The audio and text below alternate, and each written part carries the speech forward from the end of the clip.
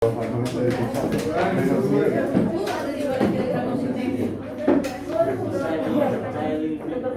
gue masih ngeluarin diskon apa nih?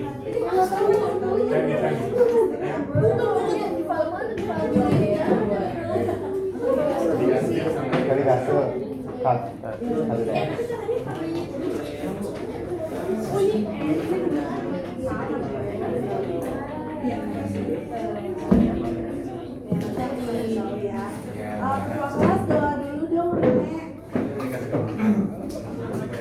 Satu, dua, tiga.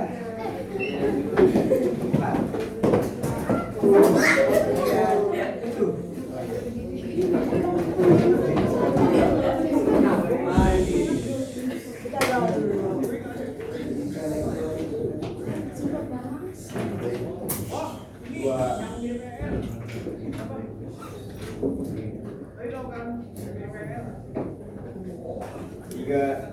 Assalamualaikum warahmatullahi wabarakatuh. Empat.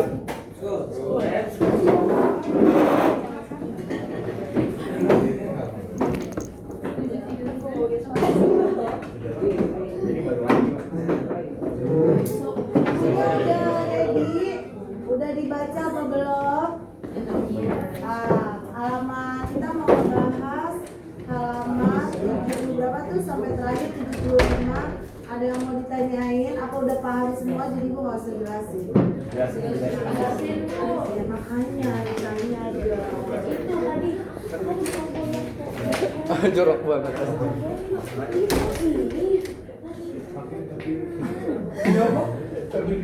Sebelum bahas replikasi, coba ibu mau ada yang mau disampaikan. Kemarin kan kita udah ngebahas apa namanya trisomi ya, sama monosomi ya. Nah, ibu mau kamu tulis kromosom pada rambut orang kena sindrom Down. Siapa yang mau? Tapi sindrom Down-nya perempuan. Yang satunya lagi sindrom Down-nya rambut pada orang sindrom Down laki-laki. Siapa yang mau? Supaya memastikan kamu paham apa belum yang kemarin ibu kasih tahu trisomi dan monosomi. Ayo. Siapa yang mau? Gak apa-apa, salah mah biasa. Kalau nggak nyoba jadi nggak tahu salahnya. Siapa yang mau tahu mau nyoba?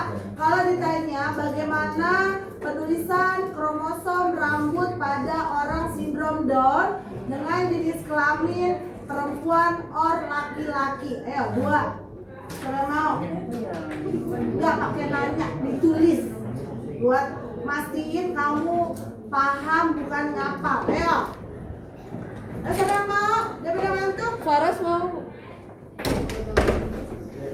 Ibu minta yang cewek Down syndrome sama cowok Down syndrome, tapi itu ada di bagian rambutnya.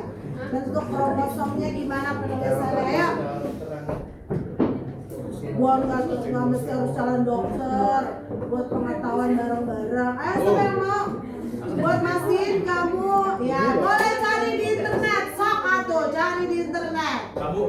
Sebelah cari di internet salah juga. Ayo. Siapa yang mau? Cewek cowok sendiri, ditulis aja di depan.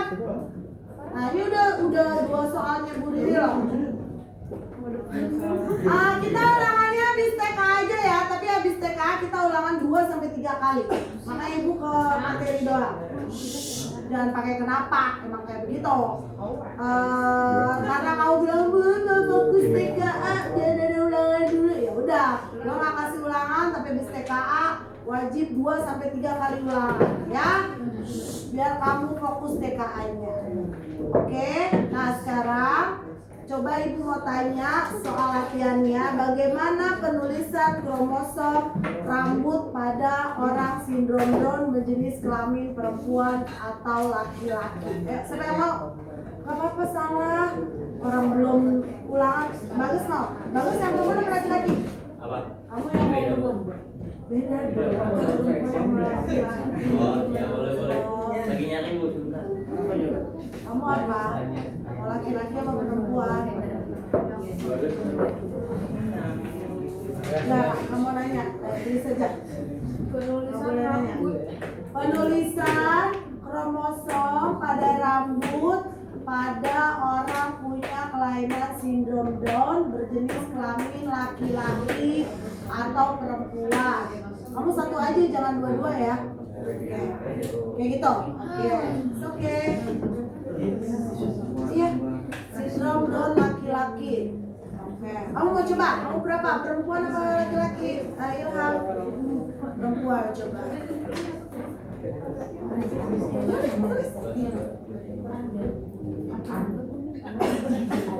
Ya, thank you. Ya, nanti ya, aku bahas lagi ya. Bagas mau coba? Mungkin beda. Kalau ada yang beda nggak apa-apa, tulis saja. Ayo, biar banyak alternatifnya. Sama mau coba? Makin banyak jadi tahu. Oh, yang ini bener, yang ini keliru, yang ini setengah keliru. Ayo, nggak boleh takut. Sama yang mau coba? Oke. Oh, sudah. Itu perempuan ya? Oke. Siapa lagi? Yang mau siapa lagi? Siapa lagi? Ada lagi nih. Ayo dong, 4 orang deh. 2 orang lagi ya. Bagas tadi janji.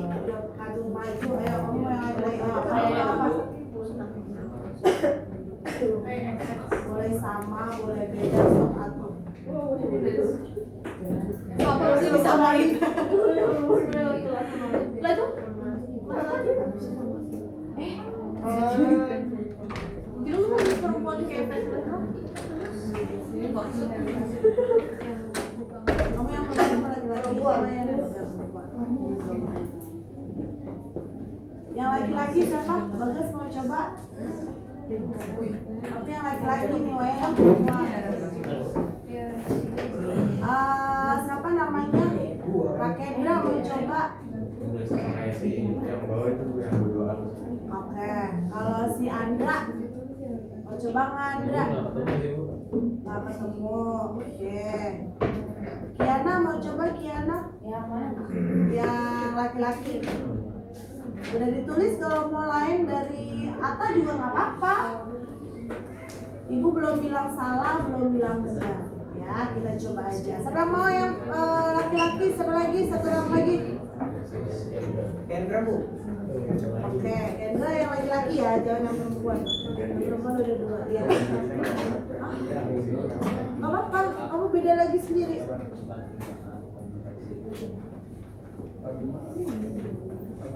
Kemarin udah kan, sempat udah bahas kan trisomi sama monosomi.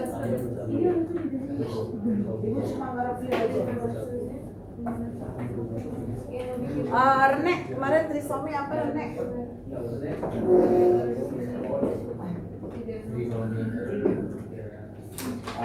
Rumusnya kayak gimana sebenarnya trisomi? Trisomi itu kemarin apa? Kelainan genetis pada kromosom. Ada 2. Tuh kan gak dicatat Rene, makanya lupa.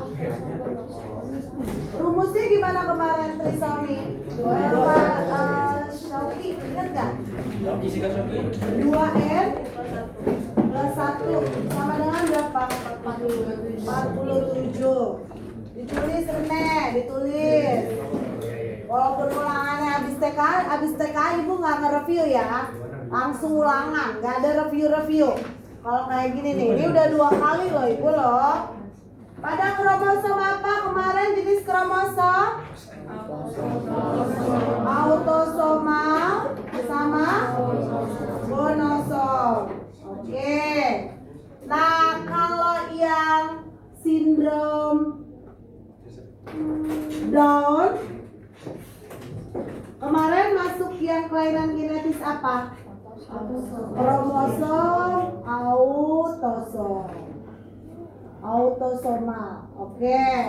Berarti kalau yang autosomal kemarin ibu bilang apa? Berlaku jenis kelaminnya bisa laki-laki or perempuan. Kalau dia digonosom, gimana tuh sindromnya? Kalau cuma satu kemungkinannya, dia bisa laki-laki atau perempuan. Kalau udah laki-laki ya nggak mungkin perempuan. Nanti caranya gimana? Nah, benar nggak nih? Untuk rambut laki-laki, sebenarnya yang ini benar nih. Ada plus 21-nya. Ya, plus 21-nya jangan di sini. Plus 21-nya tulis di sini aja. Ya, atau kalau mau yang ini 22AA plus 1A dalam kurung plus 21. Harusnya nulisnya kayak gitu. Karena 1A-nya di sini kita nggak ada yang tahu. Karena waktu itu ibu bilang plus 21 itu buat apa? Down syndrome kan? Terus kamu suruh ibu cari plus 15, plus 13 karena sindromnya beda-beda. Mengerti? Kalau nulisnya kayak gini boleh banget. Ya, berarti laki-lakinya 47A plus XY plus 21. Boleh kayak gitu. Jadi ada dua versi. Penulisannya boleh yang kayak gini atau mau kayak gini. Mengerti? Udah paham belum? Atau kalau mau jangan 47AA. Gimana dong? Kan ininya udah sepasang nih. Bukan 46 ya? Enggak ya? 47 ya? 47 ya? 47A plus 21 maksudnya dia nambah 46-nya jadi 47. Ngerti kan ya maksudnya? Ngerti nggak? Nah, jadi nulisnya boleh begini, boleh begini. Oke? Dan orang sindrom Down itu dia punya ciri steril apa fertil? Steril. Karena steril alias apa? Mandul. Berarti mungkinkah dia ngasihin sel telur sama sperma? Nggak mungkin. Berarti nggak ada penulisan sel telur pada orang sindrom Down, itu nggak ada. Karena dia steril, udah pasti mandul, maka nggak ada penulisan kromosom di sperma or telurnya. Mengerti? Udah paham belum? Dah, kiranya ada yang mau ditanyain lagi? Nggak ada? Nah, kalau yang digonosom kemarin apa? Digonosom cuma satu. Banyak trisomi. Trisomi yang gonosom. Iya, 2N plus 1-nya itu Klinefelter. Klinefelter itu berarti apa? X, Y. Ini ya tetap 22A ya. Ah, gitu. Kalau kemarin lagi yang Jacob apa? X, Y.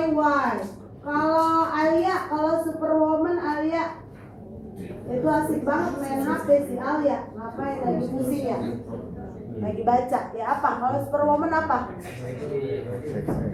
Apa? XX? XYY. Superwoman 22AA plus Superwoman. Kalau normal kan begini Neng. Kalau super berarti apa? Triple X. Ya. Ya kemarin ibu bilang ini apa guys? Kalau mati namanya apa? Letal. Jadi nggak mungkin ada dia sampai gede. Maka dia sifatnya letal. Letal itu udah pasti mati.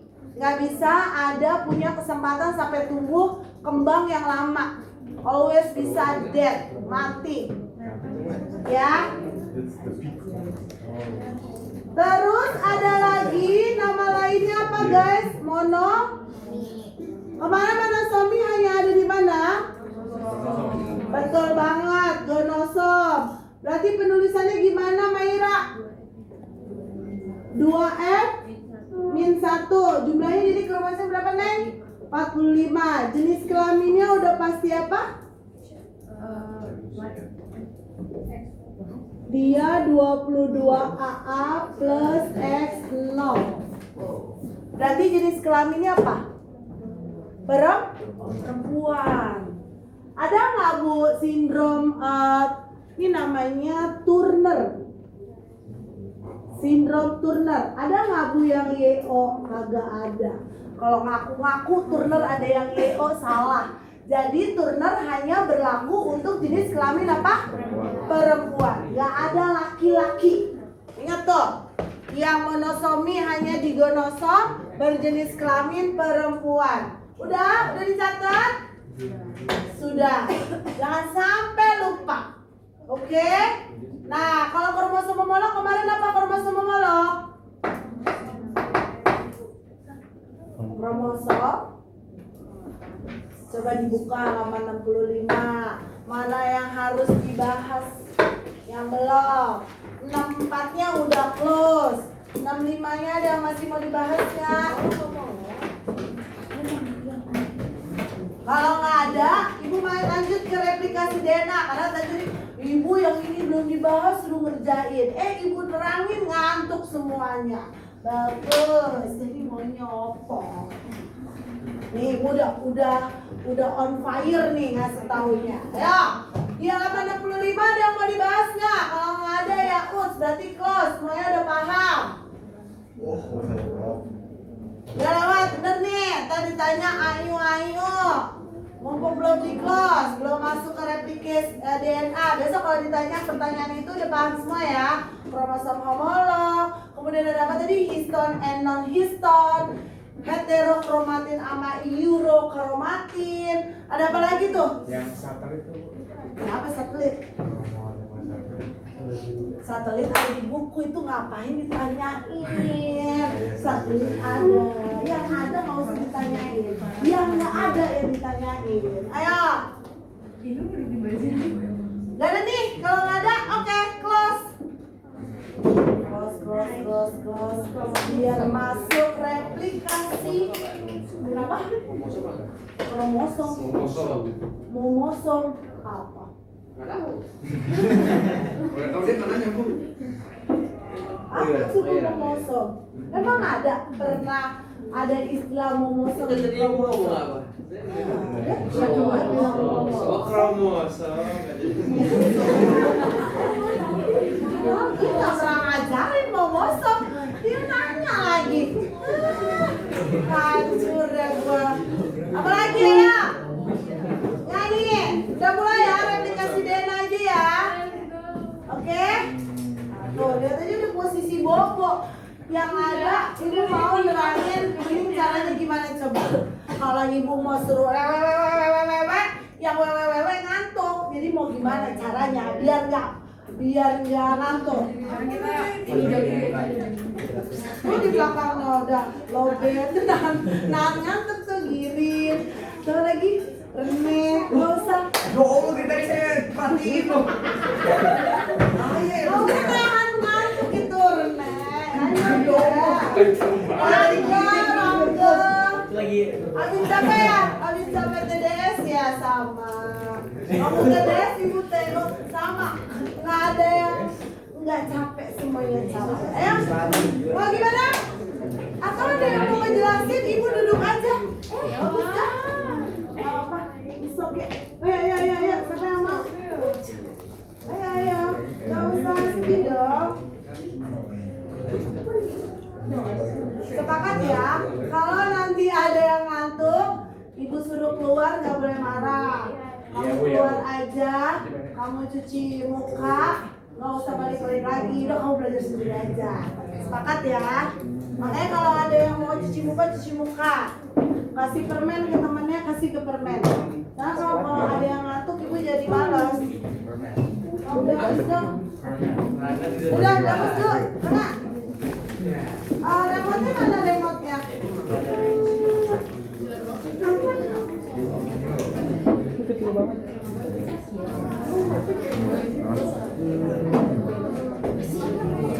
Udah baca? Ada pertanyaan apa di replikasi? Biar semangat. Pertama.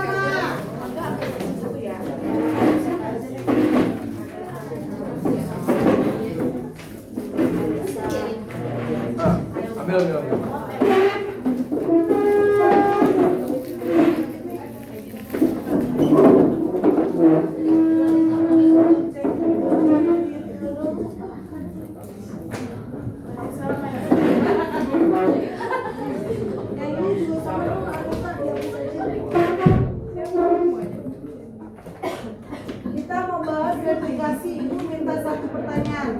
semangat. Dari sana, mau nanya apa? Ibu. Ayo. Bertanya lah. Iya, aku tanya ya. Ibu maaf. Itu bilang. Matiin aja dia azan dia. Oke. Nah, ini masih nggak kelihatan dulu ya. Ibu maaf, mau nanya. Iya, kenapa? Jadinya yang dulu rehabilitasi apa topoisomerase? Oke, terima kasih.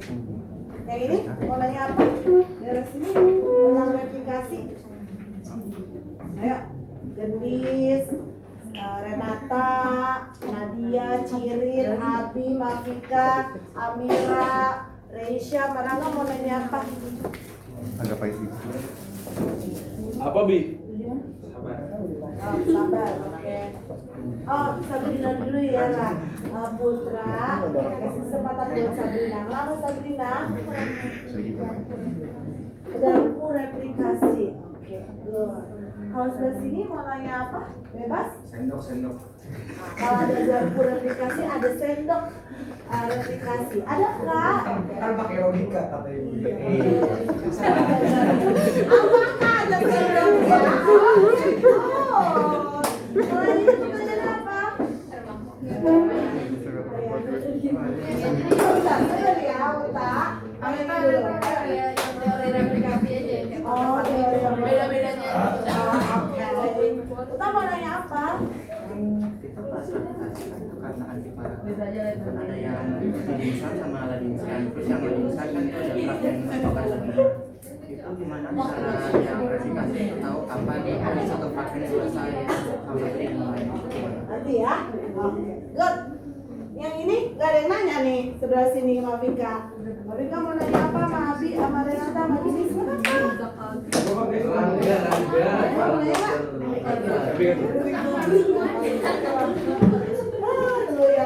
Enggak ya. Gendis, nggak boleh nggak nanya di sini aja dua loh orang nanya. Apa aja bebas. Ngaco. Oh, belum pernah baca ya? Udah, berarti udah paham ya? Iya, berarti Resya yang mau jelasin. Yang ada paham nggak nanya lagi. Setuju nggak? Oh, nanya apa? Bentar, oh dia mau nanya. Itu apa nanya? Enzim protein helikase itu di mana? Oke, kalau Gendis? Oh, klaim sama apa tadi itu? Klaim sama apa? Ada pertanyaan klaim sama apa, Gendis?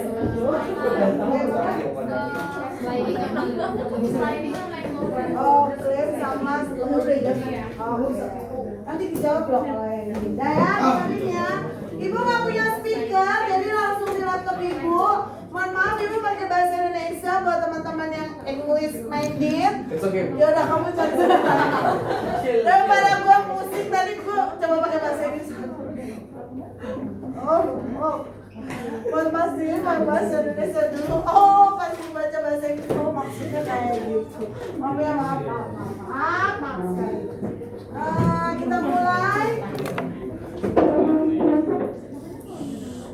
Nah, kita mulai ya. Kalau yang udah bisa, is okay lah. Kita mulai dari sekarang. Aplikasi DNA adalah suatu proses pengambilan DNA sebagai materi genetik molekul. Proses pelaksanaan Kita harus bahas dulu di awalan dulu. Replikasi DNA, kamu harus tahu dulu tujuannya buat apa. 1, 2. Kemudian replikasi DNA itu bisa berlangsung ketika apa? Jadi pertanyaannya apa dong? Kapan ya? Kapan replikasi DNA berlangsung di dalam apa? Replikasi DNA itu di jaringan, di sel atau di organ? Kenapa? Di mana? Di sel. Jadi jangan tanya lagi Bu, replikasi DNA di organ jantung ya Bu? Bukan salah, tapi lebih tepatnya di sel jantung. Karena kita lagi ngomonginnya sel. Oke, terus kapan replikasi itu bisa berlangsung? Pada saat apa? Oke, siapa yang bisa jawab? Yang pertama, pakai logika lagi yang dibilang sama Rene. Kalau namanya replikasi DNA berarti tujuannya buat apa? Yang pertama, memperbanyak apa? Udah pasti memperbanyak DNA. Good. Tujuannya buat memperbanyak DNA. Kenapa harus diperbanyak? Karena tujuan yang satunya lagi. Setelah diperbanyak, diperuntukkan buat apa? Buat apa gini? Pembelahan sel. Good. Nah, pembelahan sel yang nomor 2 ini ada hubungannya sama kapannya. Tadi pacarnya gini yang bisa jawab. Karena berhubungan sama pembelahan sel, jadi replikasi DNA kapan berlangsungnya? Kenapa? Sintesis pas saat interfase. Sintesis pas saat interfase, sintesis. Nggak boleh gabung-gabung. Sebelum Pada saat apa? Sebelum sintesis. Sebelum sintesis apa saat interfase? Makanya kalau baca tuh jangan ngapal. Ini contoh orang lagi baca ngapal. Ayo. Pada saat interfase, that's it. Nggak ada pakai kata sintesis. Kenapa begitu? Gue kasih tahu. Interfase. Interfase itu disebutnya fase apa, guys? Kalau di SMP namanya fase istirahat. Itu salah tuh. Guru kamu tuh dipertanyakan kalau ada tulisan mitotik fase interfase istirahat tuh ibu langsung tombak tuh guru SMP. Salah, itu salah. Ya, justru kenapa ibu bilang salah? Karena fase interfase itu justru nggak istirahat, dia justru bekerja. Makanya dia ngelakuin apa? Replikasi. Lah kalau istirahat ngapain dia replikasi? Pakai logikanya. Iya apa enggak? Nah, makanya interfase itu disebut fase persiapan. Persiapan mau ngapain? Pembelahan sel. Nah, pembelahan sel sendiri itu disebutnya fasenya mitotik. Mitotik itu kalau di SMP berawal dari yang depannya P. Apa tahapnya? Profase. Habis profase ngapain? Metafase. Ini baru di SMP bener nih. Habis meta apa? Anafase, terakhir telofase. Nah, ini yang disebut fase mitotik. Nah, replikasi DNA dia nggak masuk di sini. Masuknya di apa? Interface. Di interface ada 2 peristiwa yang tadi dibilang sama Rakendra.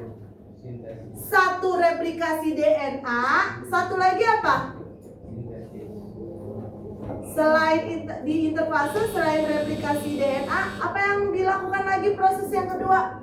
Sintesis protein monolog. Paham? Jadi di interface ada 2 proses, replikasi DNA sama sintesis protein. Udah paham belum? Oke, gitu ya. Jadi kalau ditanya kapan replikasi DNA akan berlangsung, pada saat apa? Interfase. Apa itu interfase tadi, Rasyadina?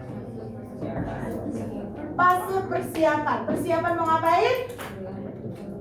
Pembelahan sel.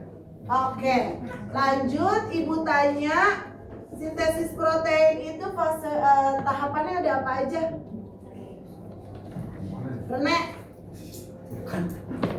Bukan masih beruntung ditanyain. Berarti ibu respect sama Rene. Apa Rene? Tahapannya Rene? Inisiasi. Yang pertama dulu dong. Ada azan.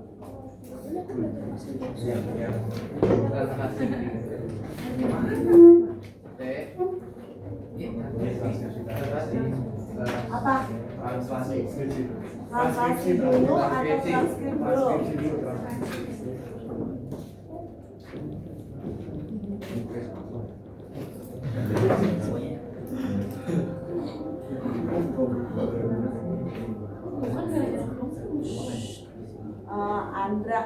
transkripsi apa?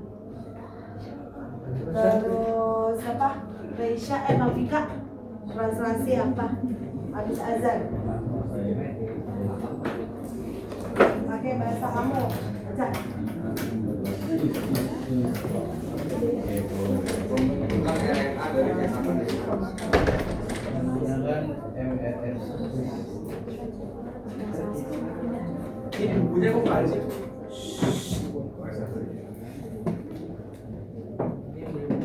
Iya, belum ada. Bukan bilang bulan dulu translasi.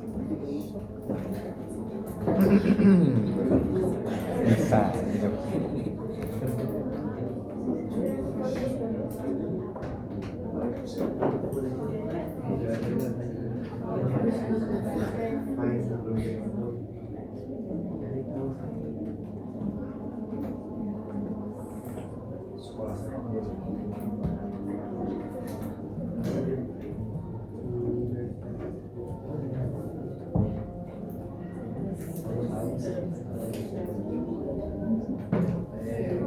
Ini gue mati sih. Maksud gue, karena gue bilang begini.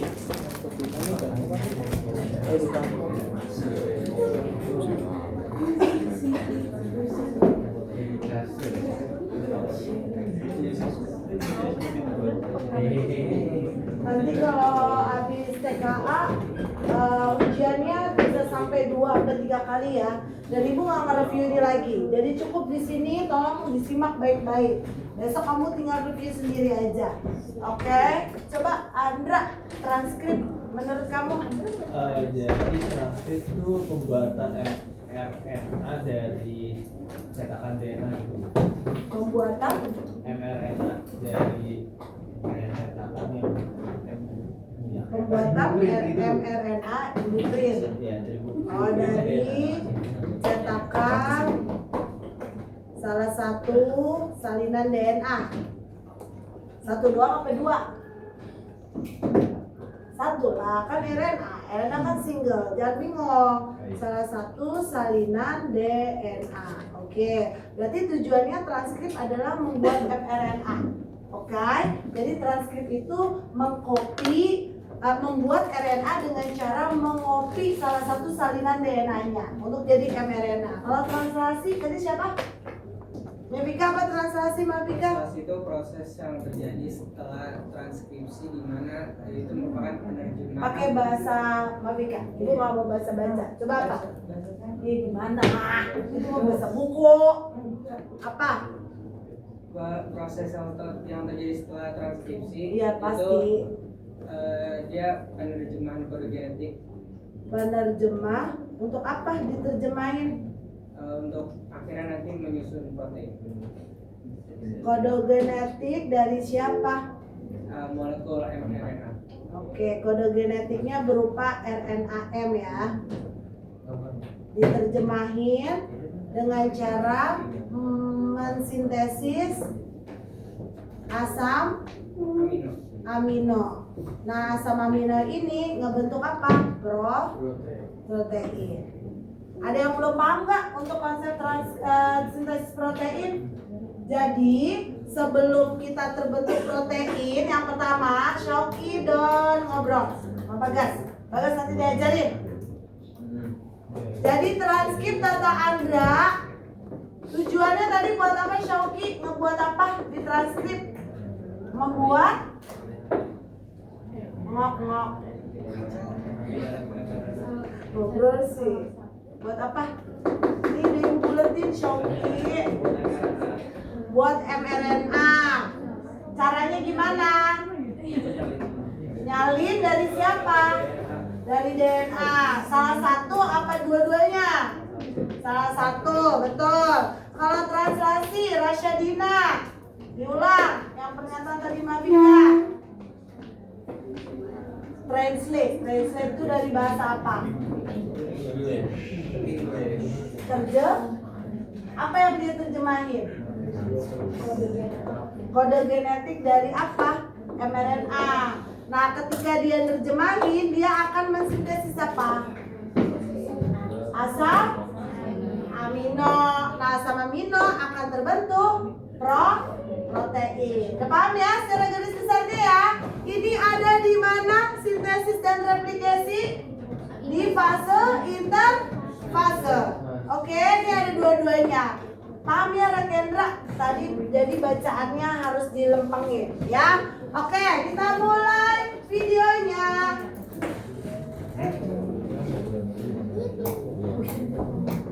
Pada fase S, materi DNA yang telah dikatakan kemudian akan dibagi ke masing-masing anak sel yang baru.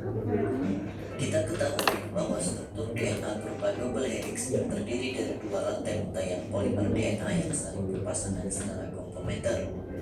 Dalam berpasangan, adenin berpasangan dengan timin, sedangkan guanin berpasangan dengan sitosin.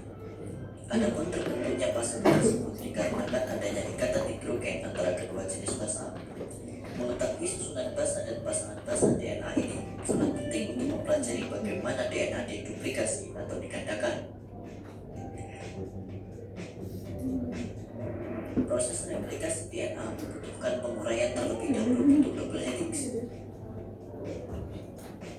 Ada dua protein yang berperan dalam pemisahan rantai double helix, yaitu DNA helikase dan single strand DNA binding protein. DNA helikase pertama kali diisolasi sebagai enzim yang menghidrolisis ATP saat menempel ke DNA. Dengan melakukan hidrolisis ATP, DNA helikase dapat menempel dan bergerak semacam DNA dan membelah struktur double helix DNA menjadi dua single strand DNA. Jadi fungsi dari enzim helikase ini adalah untuk menghidrolisis rantai ganda polinukleotida menjadi dua rantai tunggal polinukleotida. Protein yang kedua adalah single strand DNA binding protein atau nama lainnya adalah helix destabilizing protein. Protein ini berfungsi menstabilkan struktur single strand DNA. DNA yang telah dibelah dari struktur double helix dapat membentuk gulungan yang mengganggu proses replikasi. Dengan adanya SSB atau single strand DNA binding ini dapat tetap lurus sehingga memudahkan proses replikasi. Proses replikasi DNA tidak perlu menunggu struktur double helix ini dibuka seluruhnya. Oke, jadi pertama ketika terjadi proses replikasi DNA, dua protein utama yang bakal hadir dulu. Pertama tadi apa? Helikase. Fungsinya buat apa Abi helikase? You not dengar? Oh, siapa yang tahu? Iya. Apa? Kiana? Nah, gitu.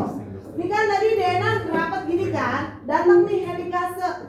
Nah, helikase ini fungsinya ngebuka untai DNA yang tadinya gini. Berarti logikanya fungsi helikase dia motong apa? Ikatan hidrogen biar kebuka.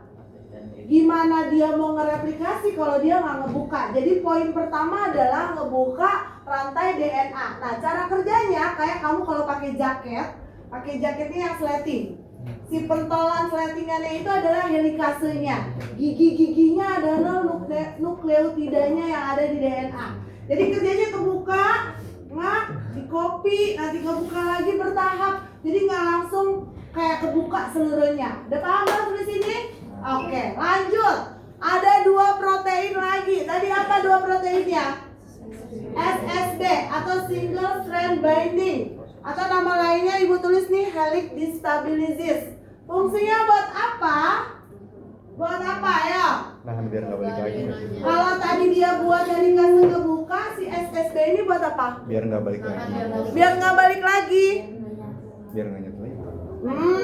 Bukan itu. Buat apa ya? Kamu pakai logikanya gini, kan DNA itu berupa rantai. Kamu kalau ada tali yang tadinya lengket banget, terus kebuka, dia akan jadi kuel-kuel, jadi nggak lurus. Nah, biar dia lurus, nggak terjadi proses gumpalan, maka dia harus dilurusin dengan si SSB. Maka namanya destabilizes, biar dia stabil. Mengerti? Dong sampai sini. Jadi SSB buat apa tadi?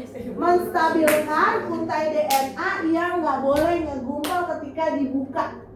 Ya, bukan biar nggak mingkem lagi, bisa jadi mungkin masuk akal biar nggak mingkem lagi. Tapi intinya dia buat menstabilkan untai DNA-nya biar nggak tergumpal sehabis dibuka. Mengerti? Dong sampai sini?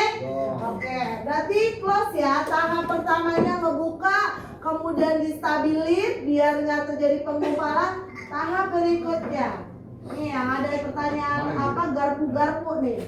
Dan dari DNA mulai terbuka, maka proses replikasi ini dapat dimulai.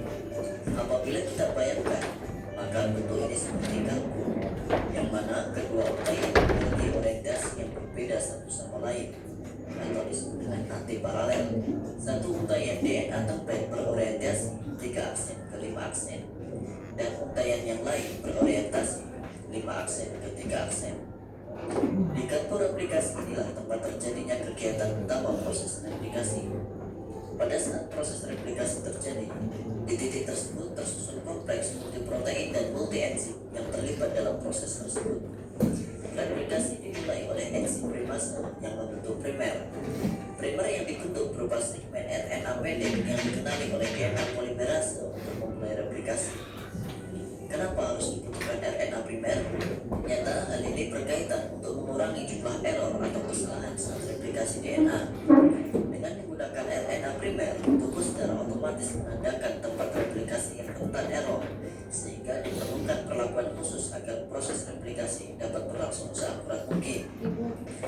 DNA polimerase berfungsi untuk merangkai rantai-rantai mononukleotida untuk DNA baru. Ditemukan pada tahun 1954. Proses polimerisasi DNA oleh DNA polimerase dimulai dari datangnya deoksinukleosida trifosfat bebas yang sesuai dengan pasangan basa dari ujung 3 aksen DNA template. Di kantor replikasi, DNA dengan orientasi 3 aksen ke 5 aksen akan diproses secara kontinu.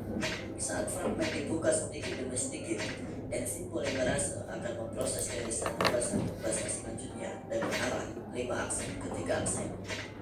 Helai DNA dengan orientasi ini disebut leading strand. Adapun helai DNA dengan orientasi yang berlawanan disebut lagging strand, yang mana helai DNA ini berorientasi 5 aksen ke 3 aksen, sehingga proses replikasi tidak bisa dilakukan secara kontinu karena enzim polimerase juga bergerak dari arah 5 aksen ke 3 aksen. Oleh karena itu, enzim polimerase membentuk potongan-potongan DNA pendek yang disebut fragmen Okazaki. Saat DNA polimerase selesai membuat satu fragmen Okazaki, maka enzim harus kembali ke garpu replikasi untuk membuat fragmen Okazaki yang baru. Setiap dimulainya pembentukan fragmen Okazaki baru, perlu ada RNA primer yang dicetak oleh primase untuk memulai replikasi.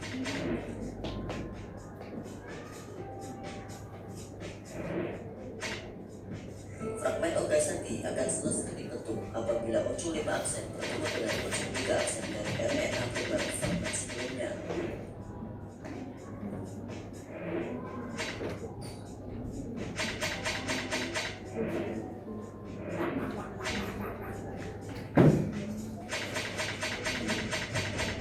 Dengan demikian, lagging strand akan terdiri dari RNA primer dan fragmen PJ bahasa Inggris? Kami sini. dibutuhkan proses selanjutnya. Ini ada nilai bahasa RNA primer dan penyambungan fragmen Okazaki menjadi satu strand yang Tolong dibagiin guys. Hilangan RNA primer dilakukan oleh yang kemudian dilanjutkan dengan pembentukan DNA baru oleh DNA polimerase sebagai pengganti primer.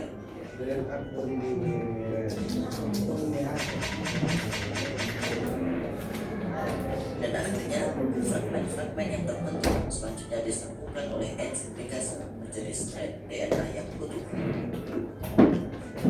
Oke. Selesai ya guys, udah paham? Oke. Sekarang kita bahas. Tadi abis SSB, yang pertama muncul proteinnya apa tadi? Primase. Fungsi primase dia buat ngebentuk apa? Kenapa harus terbentuk RNA primer? Siapa yang tahu? Ya, Uta lagi nih yang jawab. Bentar ya Uta, yang lain dulu. Ayo boleh, nggak apa-apa.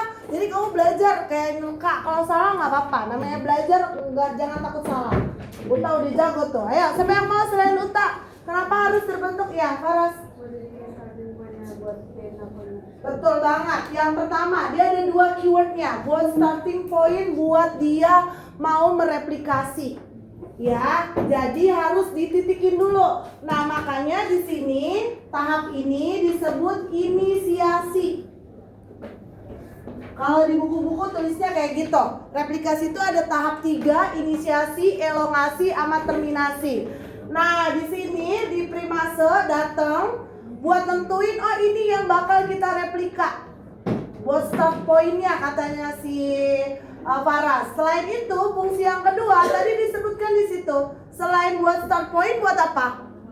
Agar tidak salah, biar tidak error dalam proses pengreplikanya. Kalau nggak ada RNA primer ini, prosesnya terjadi mutasi, salah baca. Bahaya itu kalau salah baca. Mengerti ya? Jadi fungsinya ada dua. RNA primer ini dibentuk oleh primase. Yang pertama apa, Mbak Ira? Ya, sama yang kedua? Iya, menghindari proses kesalahan pencetakan. Lanjut berikutnya datang di protein yang keempat. Namanya apa? DNA polimerase. Gilania, fungsinya apa tadi DNA polimerase? Di sini tahap apa setelah inisiasi? Elongasi. Jadi elongasi itu di mana DNA polimerase mulai apa? Gilania. Namanya juga DNA polimerase. Berarti tujuannya buat apa? Membentuk nukleotida DNA yang baru. Itu. Jadi kamu ngapalnya jangan pakai hafalan. Ingat, nama enzim sesuai dengan produk yang mau dia tuju. Kalau DNA polimerase berarti logikanya yang bakal pengen DNA yang baru. Kalau RNA polimerase berarti yang dibuat apa? RNA. Udah that's it, nggak ada dihafal, dipakai logikanya begitu. Mengerti? Jadi DNA polimerase buat membentuk nukleotida baru dalam bentuk untai DNA baru. Untai DNA yang baru. Lanjut berikutnya akan ditutup oleh protein terakhir. Namanya apa, Girin? Buat apa Girin ligase?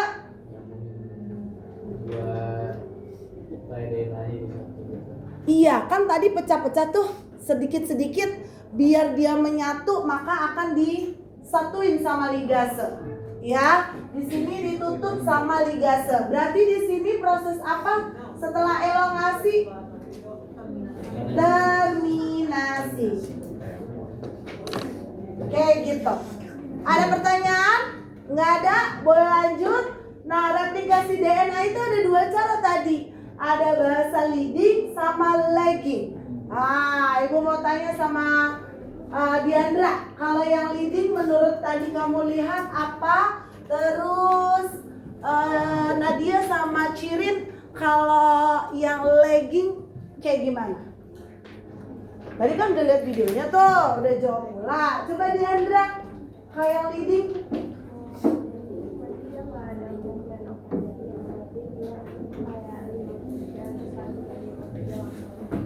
Kenapa dia nggak ada fragmen Okazaki di leading? Biar nggak ngapa? Karena mulus biar deh. Kamu apa? Karena mulus, maksudnya dia searah sama gabung, jadi mulus aja, nggak pecah-pecah jadi. Lurus aja. Dia Mulus, searah. Nah ya. Ngereplikanya searah. Namanya juga leading. Leading itu kan meluncur. Kalau meluncur berarti dia searah. DNA polimerasenya ngebuatnya searah. Karena searah jadi ngeluncur aja. Begitu ya. Nah, makanya nggak akan mungkin ngebentuk fragmen Okazaki. Jadi kalau yang kedua, apa Nadia kalau kedua? Itu namanya apa? Strain apa? Lagging. Kenapa? Karena terputus-putus gara-gara apa? Tinggal dilawan aja. Apa? Bukan menjauhi, berlawanan arah. Karena berlawanan arah, dia harus butuh step, tahap-tahap, nggak bisa meluncur gitu aja.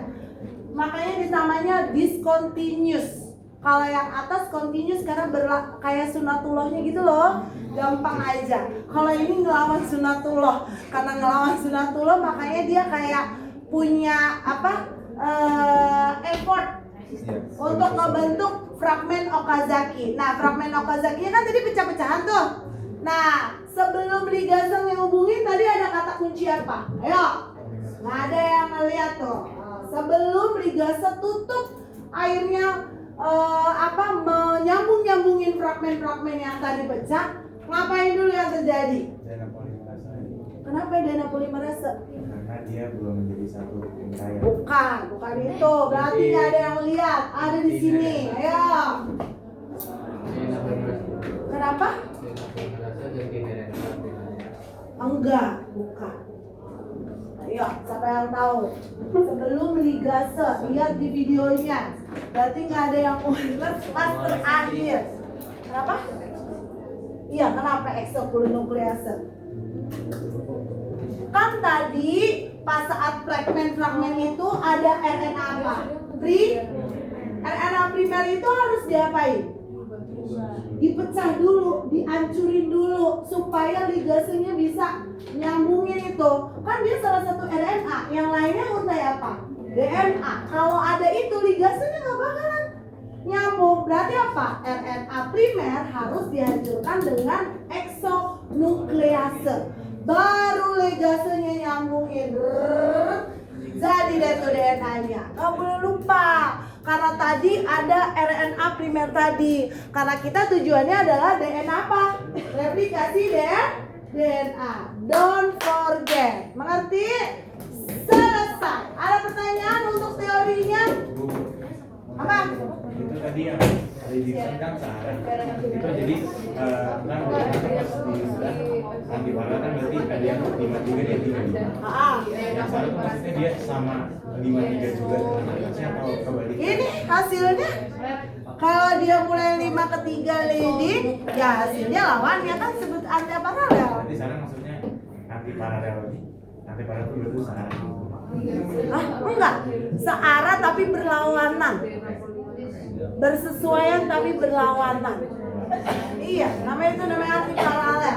Oke, jangan lupa nih keywordnya. Kalau leading mulainya 5 ke 3 tapi hasil yang di kopinya 3 ke 5. Begitu juga yang lagging. Ya. Oke, lihat tadi di videonya kayak gitu. Udah paham? Dong? Oke, lanjut tadi pertanyaannya si siapa? Habis ini kita pulang. Pertanyaannya Aleta. Toko? Berarti gimana tuh kalau toko? Nah, berarti logikanya dia sebelum helikase atau setelah helikase? Topo. Kenapa?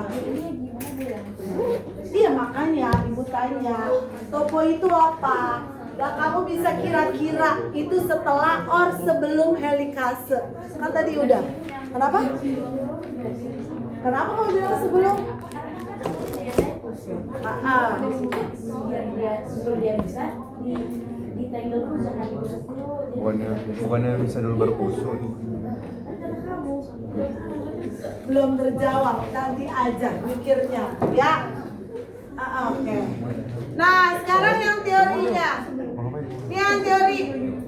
Ya udah, kamu bisa kasih alasannya yang paling logis. Ibu nggak bilang benar dulu, ibu nggak bilang salah dulu.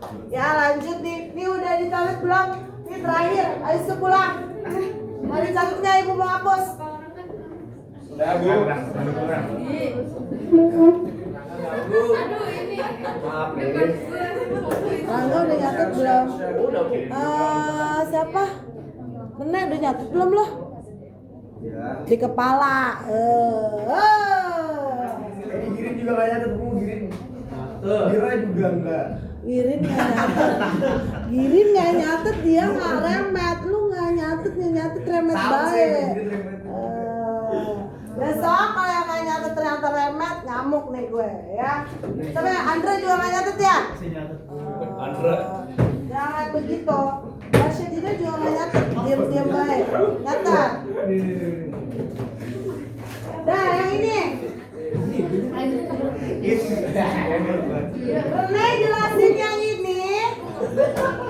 Terus yang siapa? Alia, jelasin yang ini Alia. Nesta jelasin yang dispersif Nesta. Ya. Pakai versi nih kalian?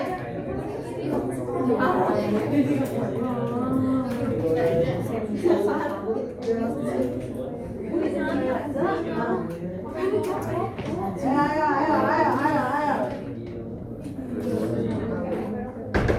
Dari proses yang tadi kita diskusikan, para ilmuwan punya 3 teori. Apa aja tadi Rene? 3 teorinya Rene?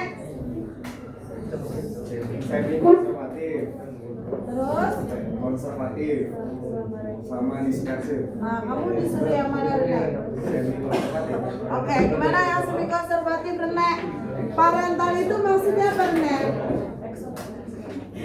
DNA apa kalau parental itu? DNA Indo. Nah, apa yang terjadi habis itu? Nggak ada lagi replikasi. Ya tahu, terus ngapain? Ibu nggak nanya, jelasin. Udah jelas nih pakai gambarnya. Ada satu DNA induk mengalami replikasi, hasilnya apa? Ini di keturunan yang pertama, yang ini keturunan yang kedua. Di keturunan pertama apa yang terjadi? Tiba-tiba. Ini merah, tadi DNA apa? Induk. Apa yang terjadi? Mereka berpisah dulu, kan gabung aja, memisahkan diri. Nah, ketika terpisah, dia akan apa nih? Dilengkapin sama satu untai DNA apa? Baru yang ini satu untai DNA induk atau yang lama. Jadi di F1 terjadi satu untai, ngomongnya satu untai ya, bukan campuran ya. Nah, makanya ketika ini disilangkan kembali, bukan disilangkan, mereplikasi sendiri, ini yang terjadi apa? Yang ini 2 untai apa? 2 untai baru. Yang ini 1 untai lama sama 1 untai baru. Jadi rasio yang terbentuknya gimana Rene? Di F2-nya 2:1, sama aja 1:1. Yang 2 ini apa Rene? 2 untai yang baru. Yang 2 ini apa? Baru sama Iya, 1 untai lama sama 1 untai baru. Jadi rasionya 1:1. Ngerti?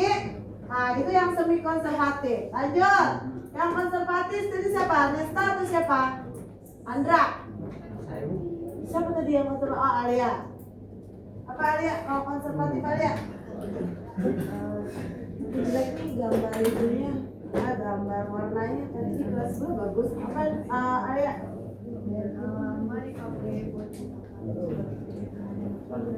Dari 1 induk apa Alia?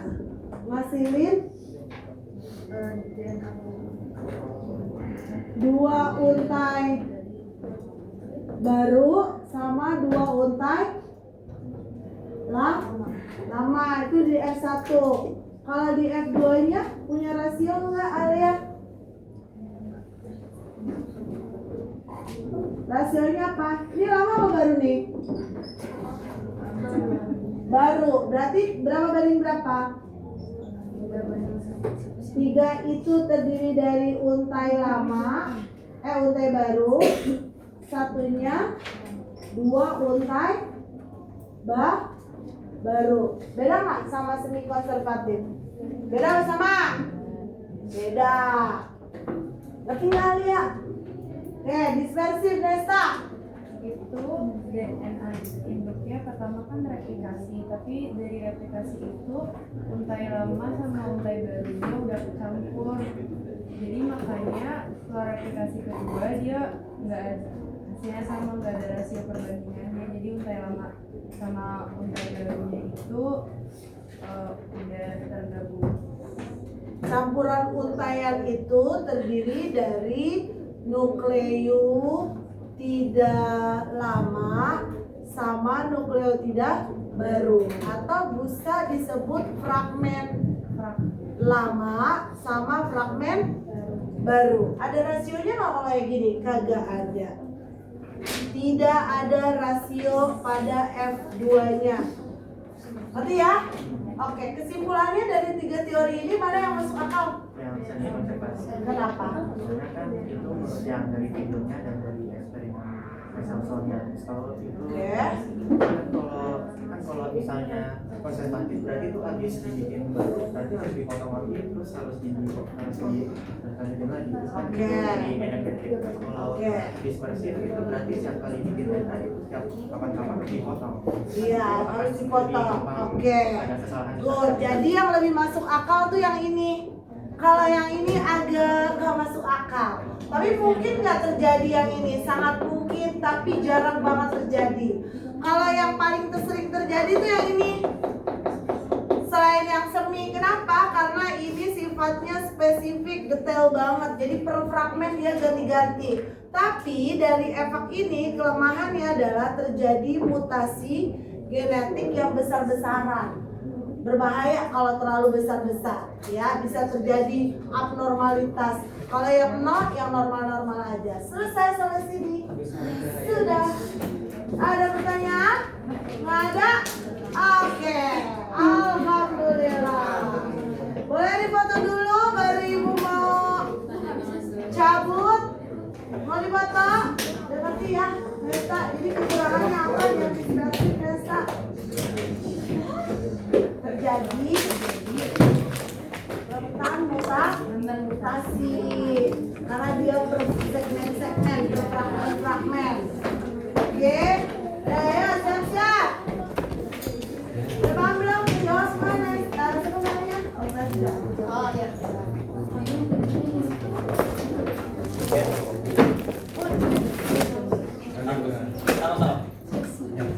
Ayo kursinya dinaikin.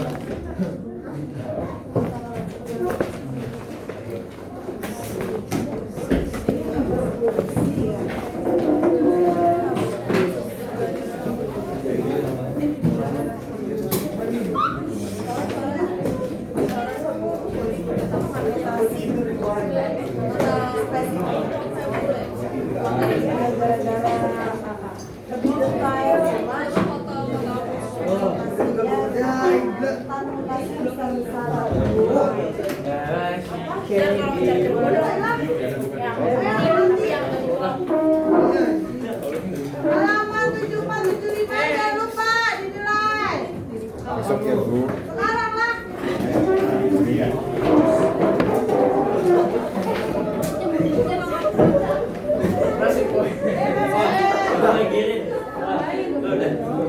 Kok lo ngerjain sih, Ken?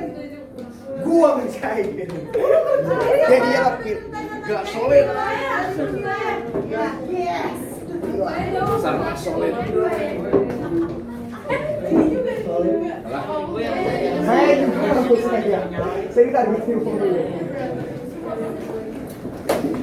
Bu, kami izin besok tes. Bu, izin ya, Bu. Izin Jumat. Bu, katanya kirim musik kapan-kapan nih. Nek. Ibu katanya lagi langsung nilai. Yang sudah ibu tanya. Saya lompat kolam. Ram, lu udah selesai, Ram? Udah selesai.